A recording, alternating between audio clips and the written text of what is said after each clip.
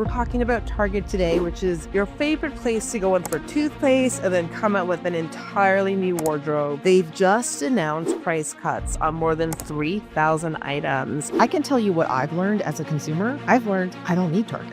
I thought I would die without Target, to be honest. I mean, I love Target. I used to. So that's what I learned, which was really kind of weird to think, you know what? You can get shampoo at other places. They have many challenges, but they're not called trademark. They're not called shop for less. They're not called buy everything. We have everything under the sun here. What do you need a discount on? Life is expensive. Inflation is hard. We made a mistake. Here's the I'm sorry. We want to have healthy choices. We want to have the most popular choices. And so these are the top 10 popular cereals across America. And those don't include Fruit Loops anymore. There's another price on the table that doesn't exactly show up on the shelf.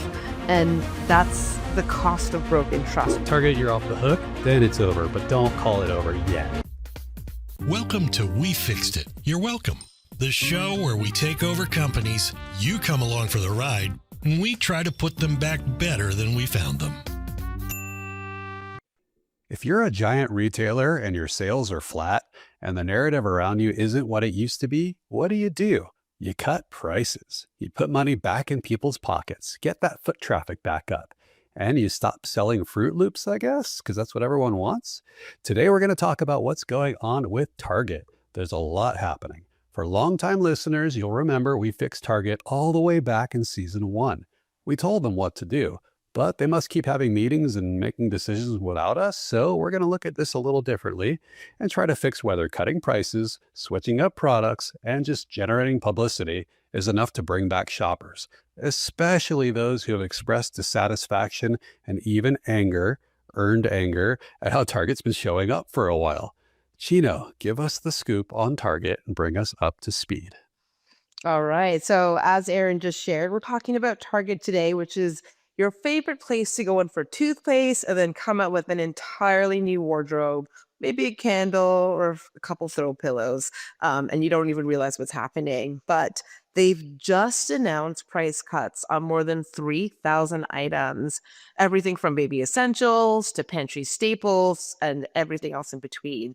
And as shoppers continue to feel the pinch with rivals like Walmart and Costco and Amazon as it eats away at their market share, these cuts are real and they have about 5 to 25% off across the board on these items that they're rolling into spring as part of a really big push under new leadership to get more people back into the door. But there's another price on the table that doesn't exactly show up on the shelf. And that's the cost of broken trust, which is what we want to explore a little bit more today. As Aaron shared, over the last couple of years, Target has quietly scaled back its diversity, equity, and inclusion commitments. They've pulled back on Pride merchandise. And after a lot of backlash, there has been some boycotts around Target. So some boycott leaders are saying it's over. Others are saying, they haven't really changed or fixed what they've broken. So today we're asking, does a few dollars, saved actually walk back and change how we feel about them moving forward? Or did they fix the kind of promises that they've broken? And so does these price cuts and discounts make up for it? And so would love to turn to you two, because as the resident Canadian, we no longer have Target for reasons we shared in season 1, but you both are on the ground. You both shop at Target. So would love to get your perspective on this. Well, I will say I used to be a very loyal Target shopper. And after the whole fiasco with them stopping their DEI initiatives, I have been not shopping at Target, and I haven't shopped there since that whole thing has happened. And I think what's amazing about that for me personally is I was a Target red card loyalist, right? I went to Target all the time. I followed the social media accounts of when you go to Target for shampoo and you come out with $500 worth of stuff. So I've always loved Target. I've always said that if there was only one store in the whole world, what would it be? For me, it would be Target at that time. Now I haven't stepped foot in a Target for over a year, which is to me very crazy. They sent me a notice, said your credit card is going to be shut down for inactivity. And I said, fine, shut it down. And so that's my stance. Really, I took a hard stance there. And then over time, I was able to find other places that I could shop, that I could get things and save a lot of money too, because I wasn't buying frivolous things that I didn't need. But I think more importantly, Chino, you've kind of brought up their new initiative around cutting prices on 3,000 on-trend spring items across their entire inventory of goods. Um, these cuts sit on top of thousands of items already reduced in 2025. And they're really focused on trying to get into more of the value proposition space. Their full year net sales were down by 1.7%. So that's almost $100 billion. And it's really driven by, a 2.6% drop in comparable sales. Even as their gross margin might have improved, their operating margin reached 4.8.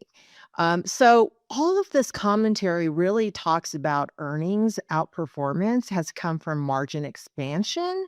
So less shrink, lower supply chain costs, more ads, membership revenue, but their store traffic transactions have been really under pressure since these initiatives have started. So I do think we have to talk about them hand in hand, but I also think that what they're trying to do is really kind of appeal to the masses today, consumers today, who are feeling the pressures economically. And, the thing about Target is it's always kind of focused on curation and being like the cool place to shop, not on the most cost effective, to be honest.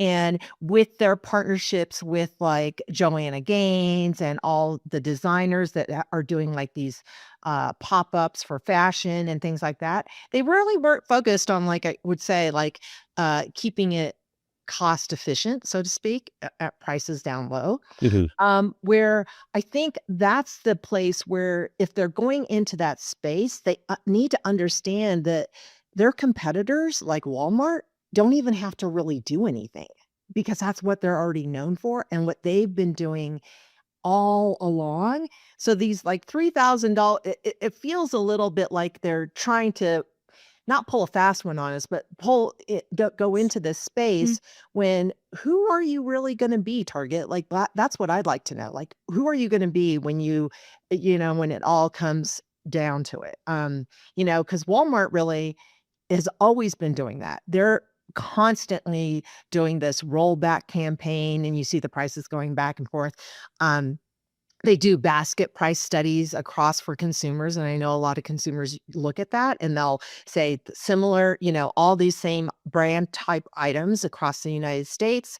What does a basket cost at Walmart? What does it cost at, Publix? What does it cost at Target? And you're looking at all of those across the board. And Walmart is kind of the mental default of cheapest cart. So strategically, they're using their own scale, their reputation, their higher margin businesses to play offense on pricing, where it feels a little bit like Target might be playing defense Mhm. or trying to kind of hit something because they think it's going to get them what they need to in terms of those margin differences. So I think that's a lot of speaking here, and it's not giving a lot of answers in terms of what they should be doing. But I think that when you think about all of those things, there's so many components. And Chino, so you've kind of opened up the Pandora's box for Target. So I think besides talking about the DEI initiative, we really need to talk about like what are they trying to achieve by this? Because are they trying to become a more affordable place to shop versus the curated experiences that they've provided in the past? You're right, Melissa. Typically, a bold move like that, we're slashing prices on 3,000 items. That would be, well, number one, celebrated by consumers. Right. And number two, hello marketing, that would cause an escalated price wars, campaign. And you'd see it a ripple effect across retail, which we might see, but like you're saying, Melissa, Walmart, and there's other Costco and other solutions that consumers have trained themselves into in the interim, especially those that have had a beef with Target for any number of the reasons that we've mentioned and said, you're not for me. And you've shown me you're not for me. You've publicly said you're not for me anymore. I'm going to go somewhere else. You're not alone in that. We've seen that ripple effect happen. So the fact that they've said, okay, well, now we're going to cut some prices. We're not seeing that celebration that you'd expect to see from a move like that.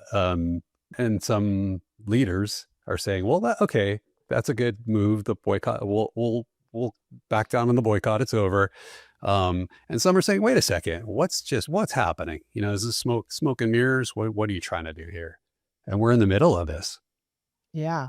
I think that also operationally, I think, we've talked about when you have a change like this, price change, for example, if you haven't really thought out the strategy of how you're going to make it deliver on that promise. So I'm cutting prices on 3,000 items. There's a lot of work that needs to be done, right? If you're cutting prices, you've got to retag things. You have to change the shelf tags and how it's being promoted on. Hopefully there's a story around what's being discounted. If you're, going across 3,000 seems like just a lot, to be honest. The app needs to be changed. The point of sale systems need to have all of the updates in it. One of the things I used to love about Target is going and scanning the barcode yourself so you could see the price, in store. And so if those are mismatched, that's going to be a problem, and it's going to feel gimmicky. It's going to feel not authentic, like we really care about the prices. Like I said, I used to follow a lot of different Target accounts. And there was one where people would go in and they would show and this is pre-DEI backlash, was Target had problems getting the prices right. So you'd have 4 pairs of jeans, all the same brand. And one would be discounted. The other one would be discounted differently. And then another one would have full price on it. And then the shelf would say something else. So what is the price, right? Of course, you're going to take the one that's the cheapest, hopefully, to the front. But what if it's not your right size, right? But it's the same jeans across the board. So I think that's the kind of thing that doesn't inherently drive customers' loyalty and trust of the whole process. So, again, I wish this would have been more thought out, in terms of the customer and saying, these are the top 3,000 items that are sold in March. So this is where we're going to, little leprechauns everywhere, whatever they want to do to make it feel like you're in part of the decision making, because right now I feel like it doesn't feel like who is making the decisions. So that's why we need to have these conversations, because I'm grounded in the marketing side of it. Mhm. Okay, so 3,000 SKUs discounted, that's a marketing play. Let's figure out how to bring the audience back, the consumers back. You're grounded in operations, and you're saying, this is going to be an operational nightmare, and it's going to impact the customer experience, and they're trying to do something to win back. And if customers leave with there's complexity to it, Right. and they have a less than stellar experience, they're just going to say, well, why did I even try Target again?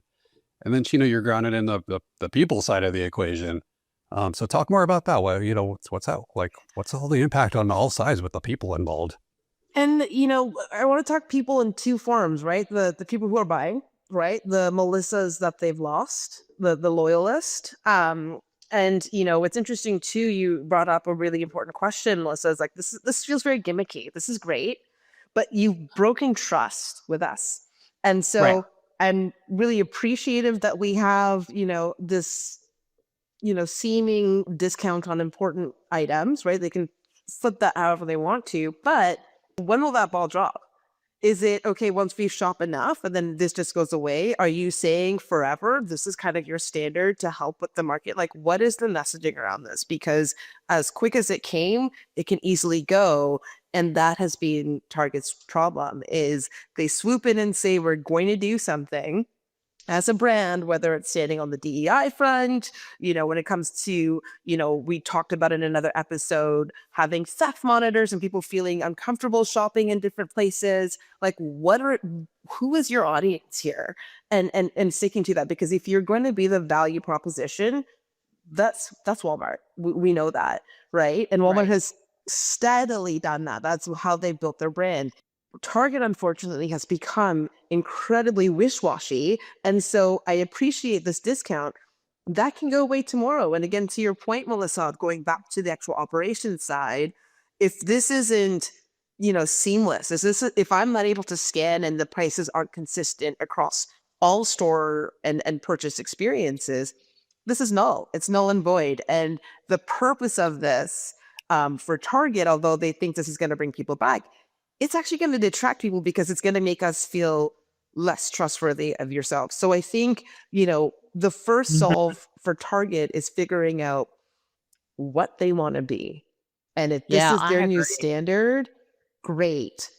Let's do more. Let's do more. I don't want to see 3,000. I want you to build a story and let us gain your trust, and then have that consistently show up, because they've lost trust over time and they need to build that back up. So that's the people side on, the customers. Then there's the people side of everyone that's working there, right? As you mentioned, a logistical nightmare. Someone's been working overtime, 60 plus hours a day just to get these SKUs together. Everyone that's on an inventory team having to do that. What is your messaging to them? Where, again, as employees, you're feeling this whiplash, right? Stores have been targeted. There's been a loss. There's been cuts in hours because there's not as much shopping happening. So, the employees have been taking that hit. So what is your message to employees saying, okay, yes, we've had to cut your hours. Job stability is a little bit shaky here, but now we need you to do more. We need you to work triple double shifts to get this out. We might take this away, but this is a lot of work you're going to have to put in the front end to help us get to our perceived goal. And I think it's going to be imperative for Target as a brand and as a company to have their employees rally around this mission. And we can't do that without the brand story. So Aaron, I want to pivot to you, because we all are all confused. We're all whiplash. And how would you tell Target to unwhiplash us, if that's a real word? Yeah, well, and from the employee perspective, if consumers are celebrating and we're all high-fiving in the streets and saying Target did it, then as an employee, you feel that, you feel that in the atmosphere, and you just get behind it and you say, all right, we're going in the right direction. I'm going to work the double shift. I'm going to, I'm going to sacrifice some of my personal time, and I'm on board with this. You can just, companies that are on fire, you can just feel it in the atmosphere, and you feel it from, but as a consumer, as an employee, as a bystander, you can just tell that they tapped into something that you can't look away from it. And Target didn't do that.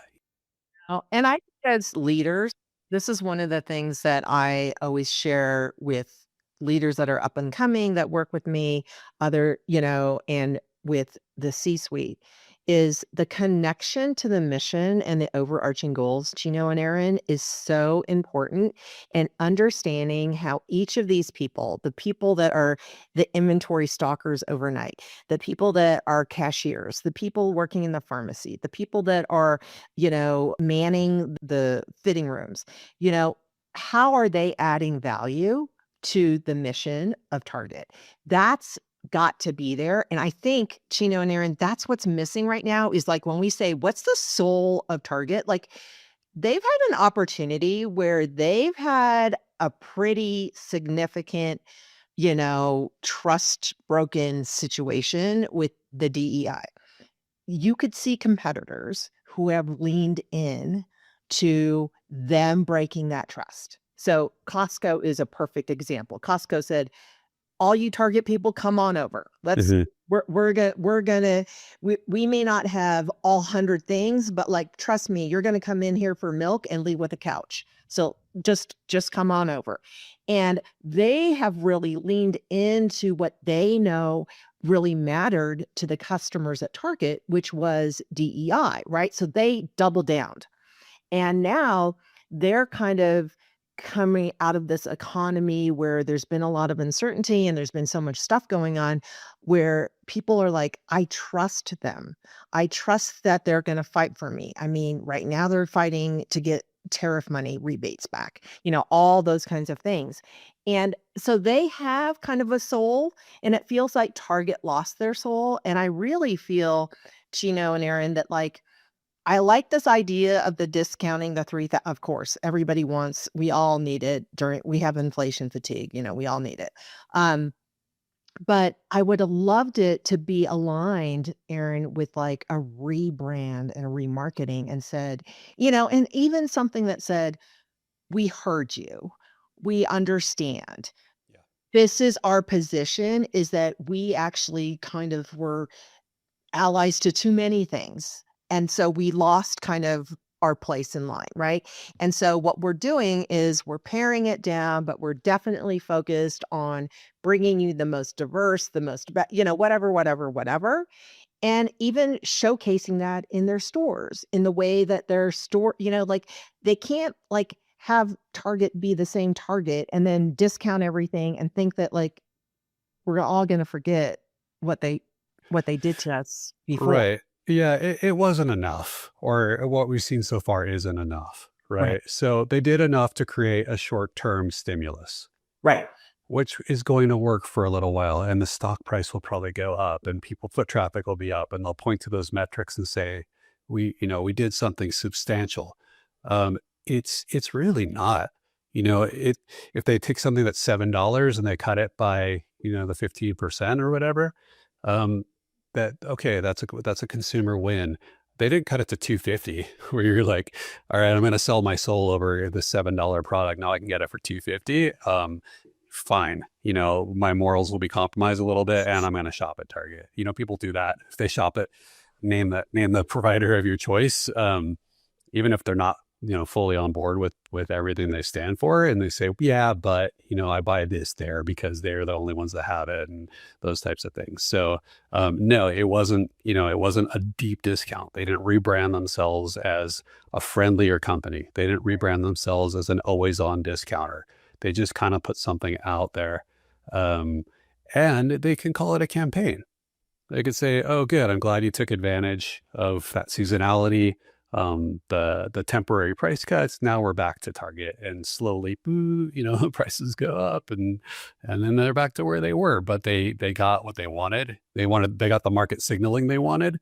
That look, we won back trust, we won back foot traffic. And what I find interesting is they threw in the cereal, the General Mills, and we're going to take certain cereals off, and you can't have them here anymore. We're phasing those out at the same time, which is really confusing. So we can throw that into the mix too. But I don't know, of course, it's better to be healthier, but I don't know who is pushing for that to be simultaneously, intertwined with the messaging that's going out from Target right now. It doesn't make sense at all. And then what's the other part too? We talk about seasonality about this again, going back to the trust, right? This can just be a season of, hey, we only want you to inflate the market share, the numbers. And that's what's happening. It would have been more impactful if they came and said, we're keeping the standard for a year, 2 years, 3 years, 5. Because again, we've seen the market go up and down. That's great.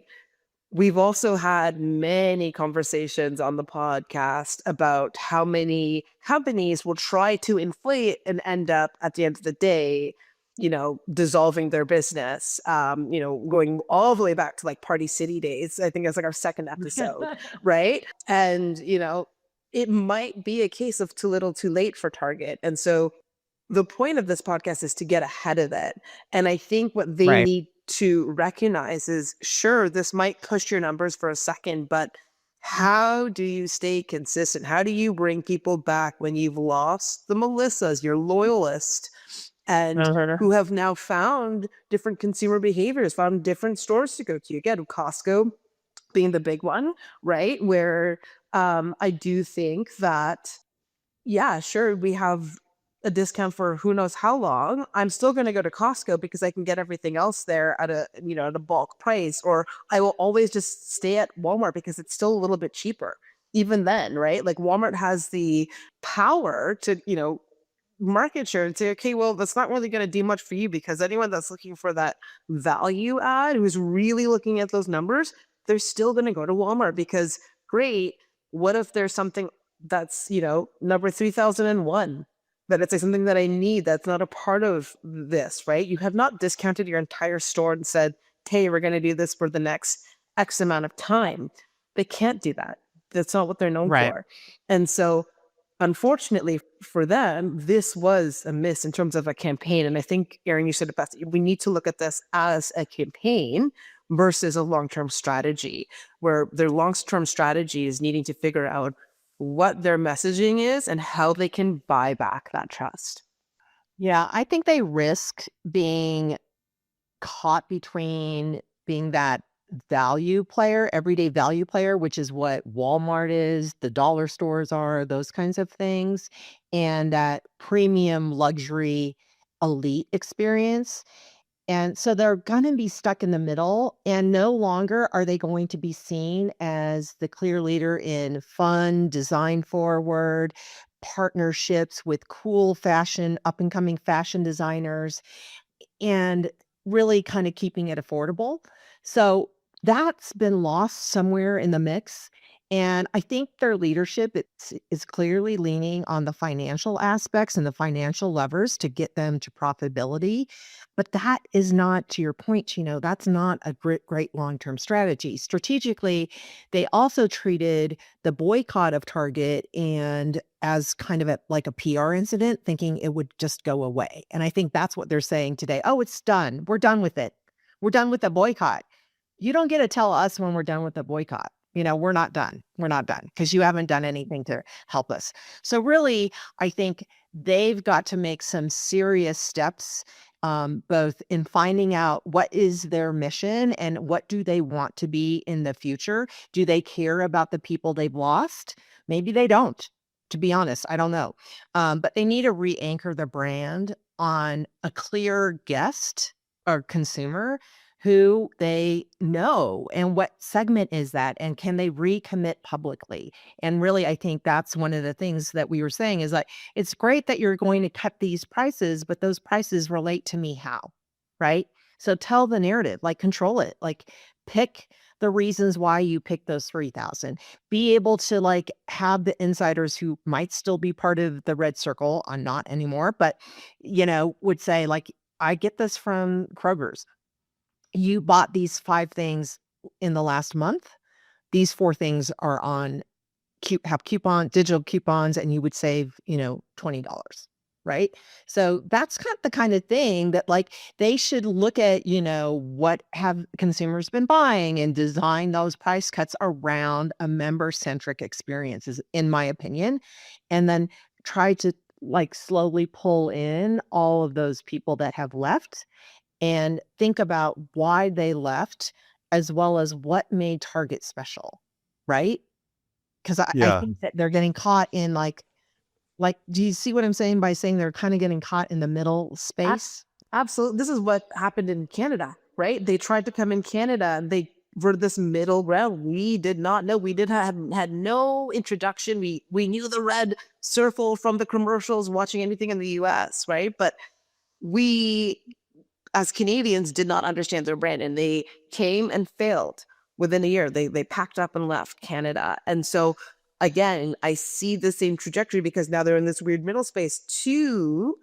Their demographic, the US is where they started. This is what they know. And so to lose this now, if they don't get ahead of it, I think they're in for trouble. But you actually had me think of an incredible idea, Melissa, because again, with this whole PR, boycotts are over, trying to dictate that to the people who are boycotting doesn't work.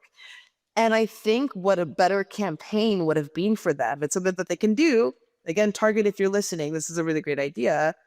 Reach out to those people and sit down and maybe have a focus group, maybe have an ads talking to those people and saying, what do you need a discount on? Life is expensive. Inflation is hard. We made a mistake. Here's the I'm sorry. Why don't you pick the 3,000 again? Of course, you can go through the data, right? And we can figure out what people are, what makes sense in the margins. But that's not a story. I think having a better story about how you're communicating to the people you lost is more important. How do you build back that trust and say, listen, we never discount X product. We know that it's one of the things, but if everyone has voted, maybe you have it as like open votes. Everyone download the app and you vote. And, at the end of the month, we pick the 3,000 based on what you're voting. Again, trying to rebuild that trust. If they can't do that, it doesn't matter what their brand kind of positioning is, because we don't believe what you have to say. And I think that will be the first step into helping them. And again, they need to do it in tandem, but you can't do one without the other when it comes to rebuilding a brand, but also rebuilding that trust. So that's kind of, I think, one of my Totally. ideas on how to solve that. Yeah, totally. Yeah. And while they're doing that, instead of saying we're going to ban certain products, including products you like, we haven't checked with you to make sure that you're on board with this. They could be also, while they're focus grouping, which I love, they could be saying, look, in their brand campaign or in their messaging campaign and all, maybe it's a full rebrand. We'll talk about that, but we're curating your shopping experience to create better habits, healthier habits. And we have the affordability aspect of it too. So, it's, we'll take us to our fix, but a good play might be, here's what $20 will get you at Target now. There's a healthier version of Fruit Loops in there. If my Fruit Loops are gone tomorrow or my Lucky Charms, what do you have for me and what's it going to cost me? And, how far can $20 go at Target? Because the last time I remember going there, $20 didn't get very far. Yeah. And I love that because that kind of gets to my point around, this is a lot of what we try to do in operations as well as in marketing. You try to understand your customer segmentation, the customer journey, overarching, and really understanding the consumers and saying, look, this is for, single, young boy, whatever, like person, Chino, that's the person that needs this in their cart. And like, I love Aaron, like what can $25 buy you at Target, right? And it's not just one shampoo, it's shampoo, it's a Stouffer's mac and cheese, it's a kombucha, whatever it might be, right? And then you kind of like start getting back into those narratives around what it meant to go to Target, which was really like it wasn't just going into like a dollar store, right? It was felt like a more of an experience. And so I think again, cheaper isn't necessarily better in a lot of consumers' minds these days.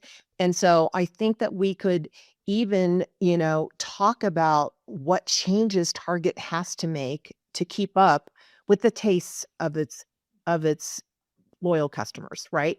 And so to do that, we're not going to have every single cereal available to you, right? We're going to have a curated Target marketplace because we also have furniture at Target. Most King Super or, most Kroger's don't have furniture besides maybe a few plastic lawn chairs, right? So we're going to have all of these different types and we're going to have the best and most affordable, but those experiences that bring you joy. So that's when we bring in the Joanna Gaines, right? To have this curated, how your bedroom could look or your college dorm room could look, right? Then you have the curated marketplace and you say, look, we want to have healthy choices. We want to have the most popular choices. And so these are the top 10 popular cereals across America. And those don't include Fruit Loops anymore, right? But we got Cheerios, we got Rice Krispies, we got Frosted Flakes, whatever they might be. I do think that, again, I still am getting to the heart of it, is that they haven't said who they are anymore. And again, I don't want to like keep bemoaning the whole DEI initiative and boycott, but there are really no winners or losers in that, right? It's not there's a winner here and there's a winner here. Now, it's really about what have we learned from that? And that's the thing that we haven't heard from them, right? Like, what have we learned from that? I can tell you what I've learned as a consumer. I've learned I don't need Target. I thought I would Mm. die without Target, to be honest. Yeah. I love Target. I used to. So that's what I learned, which was really kind of weird to think, you know what? You can get shampoo at other places, and you don't have, you can get throw pillows at other places. Um, and so that was really an interesting thing for me, somebody who used to go there weekly. And so I think like I've learned that I can do without, but what has Target learned about that whole situation? What have they learned about their customers and their voices? I mean, they have lost foot traffic.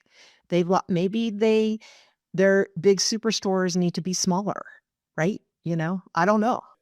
But the challenge that they're in, they have many challenges, but let's give them a marketing challenge is the Target symbol. It's a target, it's a red target with a dot in the middle. That's so open-ended. That's anything, it could be anything. They're not called Discount Mart.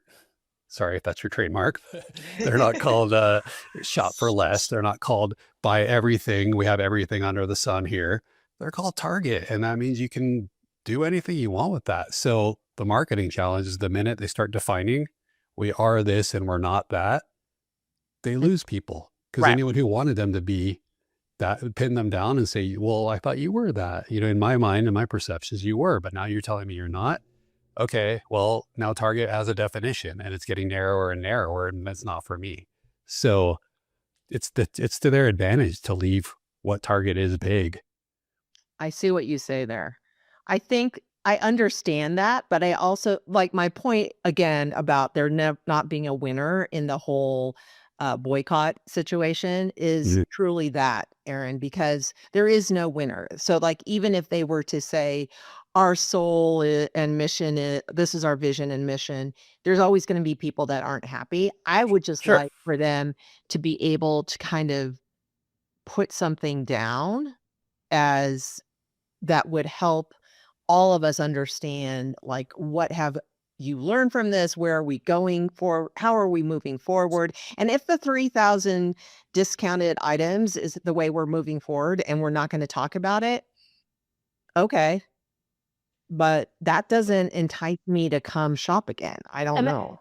And I think that's the point too. So I agree. Like, there's two things, right? You're always going to isolate some part of the market, right? Whether you define it, which is what you're sharing there, Aaron. But I hear your point too, Melissa, because it's the learning aspect. I don't think it's necessarily learning. It's how can you work with us? Like, is there a way for us to negotiate, to get on the table? You need us to come back at the end of the day. So what I would appreciate having, and I'm speaking as you, as someone who used to be a loyalist. I'm Canadian. I don't have Target, but whoever used to be a loyalist, I think asking them, what would be your value prop? Why can't we do a focus group? Why can't we have you vote on what the products are? Maybe you do Target and it's only the 10, cereals that are the most popular. And, here's 2 that are brand new, really cool brands that you might not have heard of that's at a discount because, as we know, healthier foods are more expensive.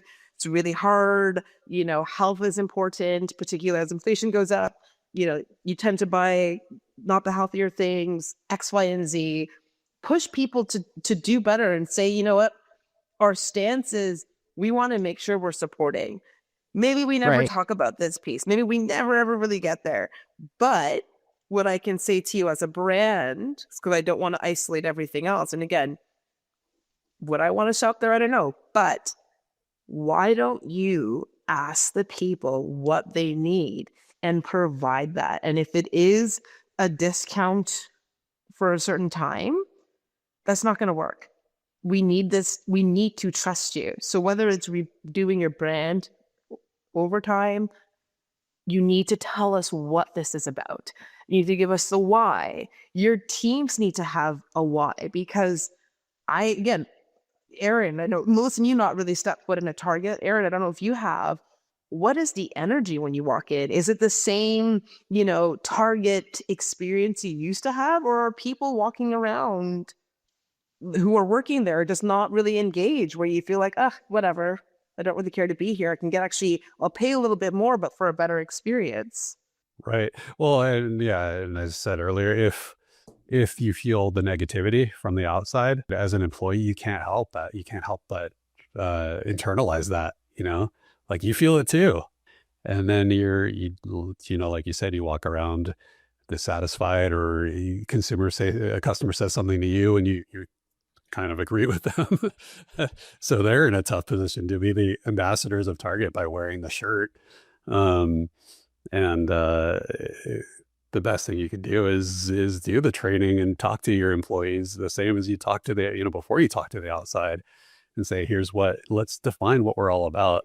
And I'm playing it both ways, because I said the minute you start defining, you're going to lose people. But look, they're sitting in an opportunity to restate, even play into the open-ended nature of it. Target, we're for everybody. I think we forgot about that a little bit. I think we publicly messed up a little bit. Let's rephrase it, or let's restate it so everyone knows we are for everybody, right? Come find yourself here.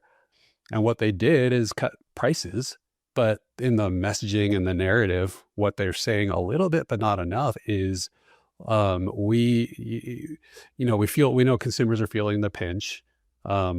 We know we've let you down in a number of different ways. One thing we're going to be able to do, we can't restore all of it right now today. We can start making changes in that direction. One thing we can do is start to eliminate some of that fatigue, and not just cut prices, but help you make better choices too, and be the place for that. So cutting prices was a surface level. Again, they're going to see metrics. They're going to see charts go up. They're going to celebrate it. They're going to say, we did it. It'll cool down over time if nothing substantial actually happens. But if it's a place where, again, not just this surface level 10% off, whoa, thank you, Target. It's no, let's reframe. We're open-ended. We live in your imagination. We're for everybody. And we're not only going to cut prices, we're going to have better choices at prices that the everyday consumer can afford and appreciate and thank us for. And to piggyback on that, I would say take those operational cost-effective wins and transform those into shopper visible magic, so to speak, right? And so take some of those savings and invest in your team that is there at the local level, so that they can have those conversations with shoppers who might be like, I'm not really sure about, shopping here again, and da da da. They need to be able to understand how to have those conversations authentically. Reinvest in the staff, reinvest in the cleanliness, merchandising moments and experiences. Like maybe they need to do like a whole redo of how they actually lay out the store, right? Maybe they're looking at their inventory, like Erin said, like where they have, here are some smart choices. So at the end of each aisle, they'll have like, this is, these are some smart choices for you for breakfast. These are some smart choices for late night snacking, right? Those kinds of things. And really kind of, showcase that they're looking for solutions and new solutions and fixing some things behind the scenes, so that it's easier for the customer to come back, right? Or the customers who have still been going there to still go there. I think, again, designing those price cuts, it feels more member centric and less target centric, right? So that we understand where they're coming from is also going to be very helpful, because like we said, cheaper is not always better. And that was one of the things about shopping at Target. I knew I could probably get that cheaper at Walmart down the street, but I liked Target. I actually liked going in there. I liked that they had a lot of different things, and I loved how they would have these, cool partnership displays. And I loved, the seasonality displays, right? Like I loved when it was back to school time, they had everything in the right, in one section, and it was very easy. They had everything printed out for all the schools and locally. So, you could just grab a box and it already had everything in it, right? Um, but those are the things that I think, you know, people are willing to pay a little bit more for that kind of curated experience. And I'm not saying a lot more. I mean, we all know Target is not Nordstrom, okay? But again, I feel like there's that component that Target really should focus on more than price cutting. Is that's why people went there. They love, they're loyal. It's like, okay, I really want to go there, right? So I feel like they need to turn that and turn those operational wins that they've had or they're going to have with some of these price cuts into investing into their team, into their stores, into that experience so that people will come back.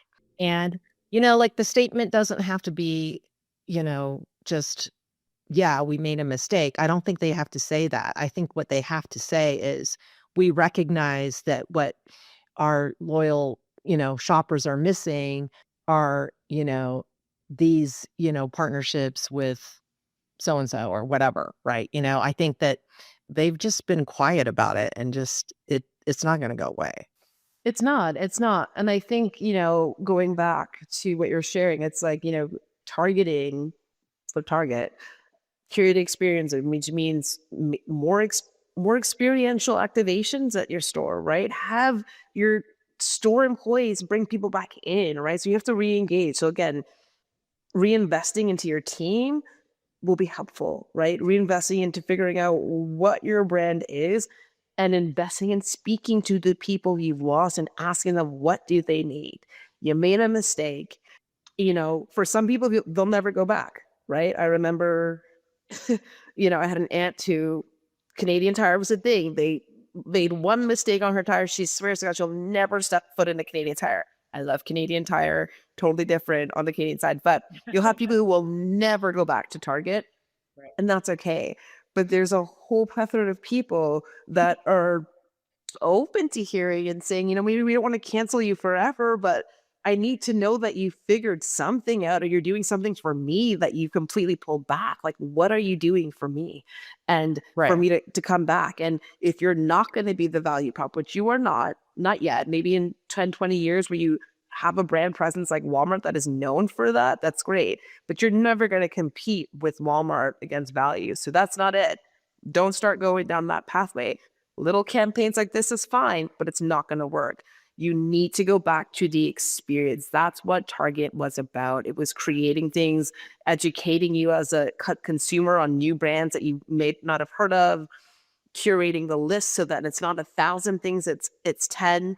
And again, speaking to your loyalists, whomever that is today, and saying, what do you need from us? And that will be your starting point. And if you can't do that, unfortunately, I think Target US will mirror what has happened in Canada. Where there's no presence here. It took a year and you guys ran out of here. So we don't want that. Right. I don't think that they want I that. want to ask you, Erin, about that because Chino brings up some really good points here. And how is it that the Target execs haven't learned some lessons from the failures in Canada, Kmart, like other, what are they thinking? Like just cutting costs is going to do them any good? I mean, look at dollar stores are going down, right? They're only charging $1 and people are, and they're going out of business. So why is it that they aren't learning and looking at the competitive ecosystem and thinking, okay, we've got to shift, we've got to do some things differently. And so how do we either scale back or grow here or, market differently? It just seems really strange to me that like there's so many of these examples out there that are in their atmosphere, kind of their orbit, may not directly relate to them, but you've seen just like and then cancel culture is so deep. You've seen one bad ad and you're in trouble, right? So what is Mhm. your thought there of what they could possibly be thinking and why they aren't really kind of, or are they? I mean, you have to wonder, right? It's because we're 2 to 3 years into this, right? Mhm. It's been, or maybe more, it's been a while. So to come up with a response, a tactical response, if you waited that long, the expectation is it's going to be big. It's going to be a full strategic reset. There's maybe a rebrand, like we said. Um, you have to wonder if they're just been in maintenance mode, or if the execs are sorry execs, but if you're just so well compensated that you're above it all and you're immune to what's happening at the store level. I hope that's not the case. I hope they've been digging in and, doing some really serious soul searching over the past few years. And this is the tip of what we're going to be seeing rolling out. But no, there is Melissa, to your point, like there's a disconnect, Right. um, and a disappointment to wait, with 3 years, that's what you chose to do. It's like when you you hear about a movie that's been in development for forever, and then it comes out, and you're like, wait, that took you that long to make that terrible movie. And I'm not saying it's terrible. It's just not. It's a non-starter so far, at least, for the things that really matter. It's very interesting to me because this has been the wonderful thing about the consistency of this podcast is that we look for specific areas and opportunities to fix. Yeah. And yet it feels like it doesn't matter what genre, what business, what company, it all kind of comes back to these types of things where it's active listening, understanding your consumer base, understanding the complexity in operations, people, culture, brand, marketing, right? And really it feels like, again, I want to say, going back to our CEOs that fail upwards, like, I do believe there's been some changes at Target, and been some new people that have come in, from at the exec level, but is it just like musical chairs? Like, are not they looking at what's going on and saying, "Oh, maybe we should try something different"? I mean, Yeah. of course we wanna, make it the most affordable, but, like, we're just gonna cut prices and be gimmicky that way and just say that and not have it be, like I said, something that's surrounding a narrative that is a really cool, like, we've seen brand launches, Aaron, you've been involved in them, like, that are really fun and just Mhm. take off, right? I mean, we talk about the Super Bowl ads, right? All of these kinds of things, like, there's a way to make investments that can really rocket ship you. So what is the problem here? I feel like Target is trying to go the opposite direction, and they're like following Chino might be your favorite word. They're following a playbook that's gonna make them obsolete. Like, they need a new playbook. They need a new Well, playbook. yeah, that's our Yeah. job. They're not here. We get to tell them, it's our show. We get to tell them what to do. So we're gonna fix this. It's what we have to. Mhm. All right, here's what you're gonna do. You're not gonna celebrate that the boycott's over, because we haven't. Not all of us have decided that it's over. So it's over when the public says it's over. And I'm not talking about fringe, activists that have their own personal agenda and they're a party of one. Like, there's always going to be dissenters, right? But when unilaterally consumers and those that have a valid point to make say, Target, you're off the hook, then it's over. But don't call it over yet.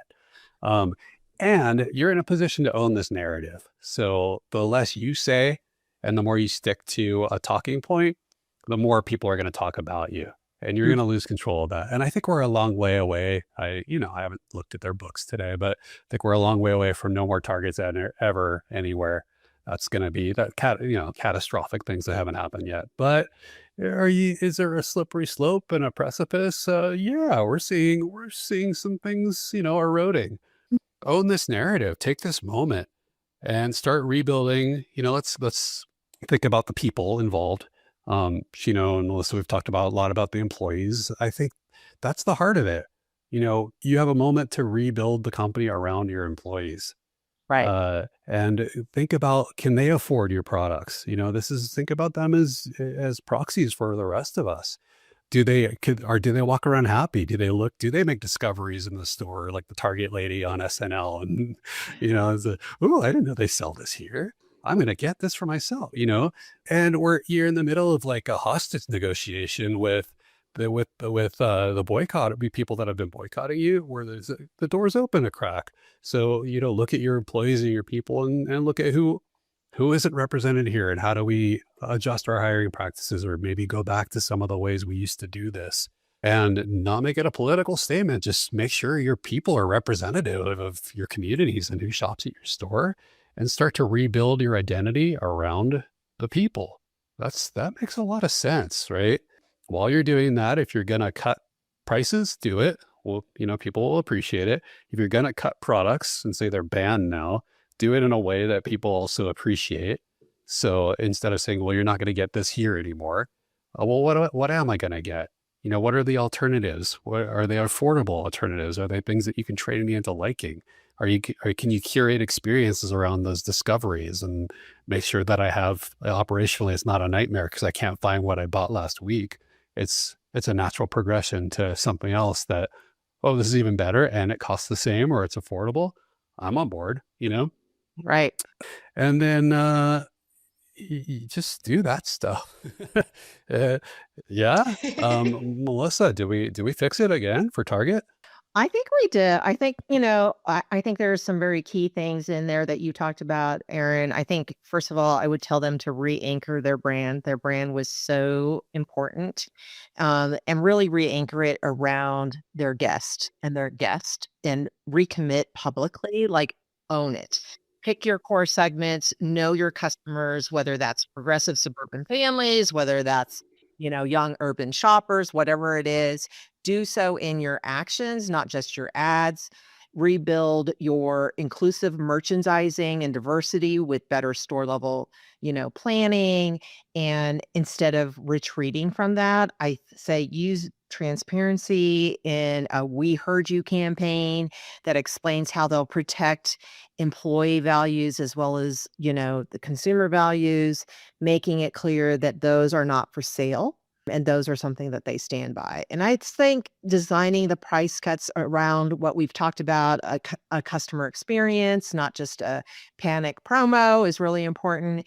Turning those operational wins into investments into their team, into the stores, into the consumers. And then really like thinking about how they are going to continue in the future to integrate their social risk into their product and store governance. And like I said, there's no winners when you're boycotting and things like that. There's no one winner and one loser here. But really, train your store employees and your staff to be accountable, because there's going to be interactions with people, and show that authenticity to the local community, I think is going to be really important. So I think there's ways for Target to really kind of come out of it, and kind of rocket ship towards the future. But I think they do need to really own up right now. Okay.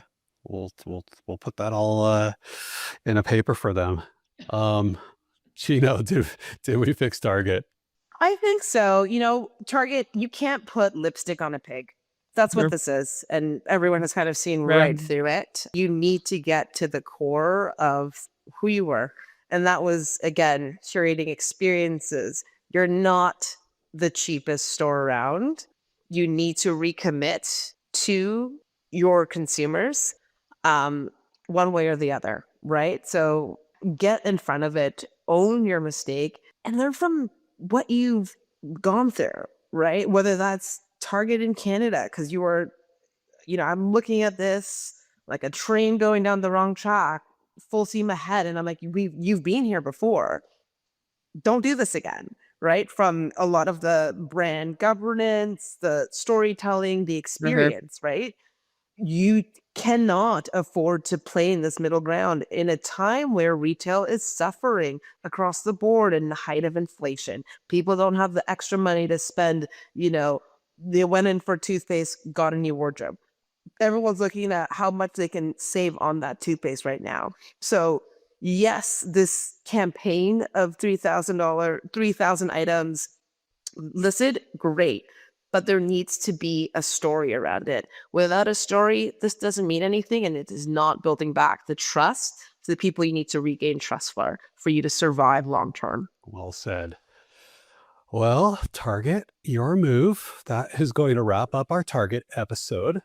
Did we hit a bullseye with our fixes? That's for you all to decide. If you like what we came up with, or you would do this completely differently, give us a shout on social at We Fixed It Pod. That's We Fixed It Pod. And we know the companies we talk about are paying attention to. We've seen the engagement. We know you're listening. We always try to do good here, so maybe something will actually happen. As always, all we want is a thank you. Target, listen to us, stay fixed, because we know from our listeners there are lots of other companies out there that desperately need our attention. And for all of you throwing topic ideas our way, we love it. Keep it going. We'll do our best to get to everything, and we will see you next time. We hope you enjoyed this episode of We Fixed It, You're Welcome. We go into every episode somewhat cold, and nothing we say should be construed as legal advice, financial advice, or anything that would get us in trouble. All trademarks, IP, and brand elements remain property of their respective owners.